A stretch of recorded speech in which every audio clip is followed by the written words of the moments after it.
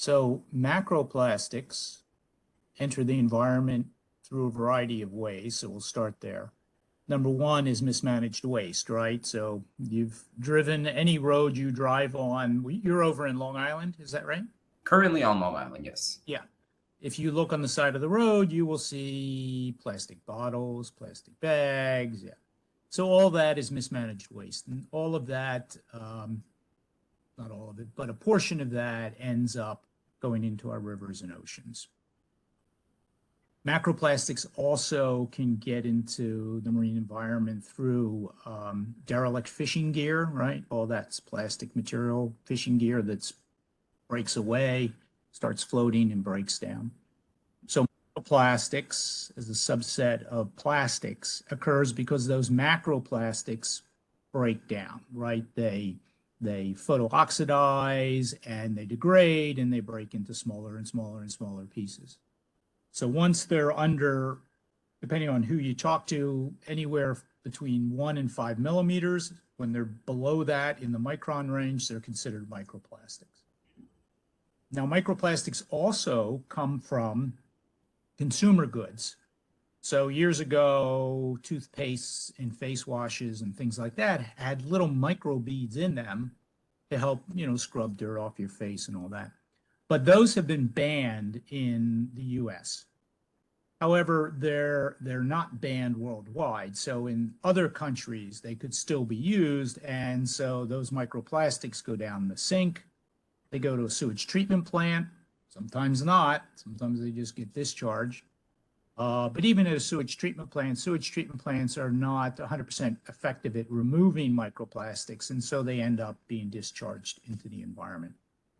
Microplastics are in everything. I think every 2 weeks you consume one full credit card, and that is an insane statistic that honestly needs to be changed in order to minimize the plastic consumption. You really need to be aware of the filtered water that you're drinking, and just be aware of the food that you're eating. Really make sure that you're eating like whole products. Make sure that you are not polluting into the ocean so that all of that plastic can break down and get into our water systems. Make sure to recycle properly. All of these things are really important to diminish that absolute risk that we're taking. Plastics, a lot of microplastics come from our clothing. All of our clothing is synthetic, right? And it's basically plastic. And unless you wear cotton, all cotton. But most of our clothes, and it sheds fibers, microfibers. And those microfibers are floating all around your house. I'm sure that you've been in a situation where you've seen a sunbeam coming into your house. Oh, yeah. And the dust, yes. Exactly. Mm. Large portion of that, microplastics. So now think about that. I mean, you can only really see it when there's a sunbeam.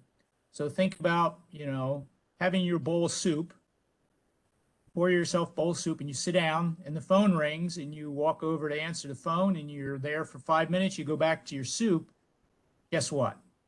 There's a lot of microplastics that have landed down into your soup. I actually have stopped using certain cleansers and stuff like that because they have a lot of bad products, first of all, that are just not good for my skin, and then also lots of microplastics. There's different scrubs out there that have the little plastic microbeads that end up getting washed through the sink and everything, and it ends up in our oceans, which is not good at all.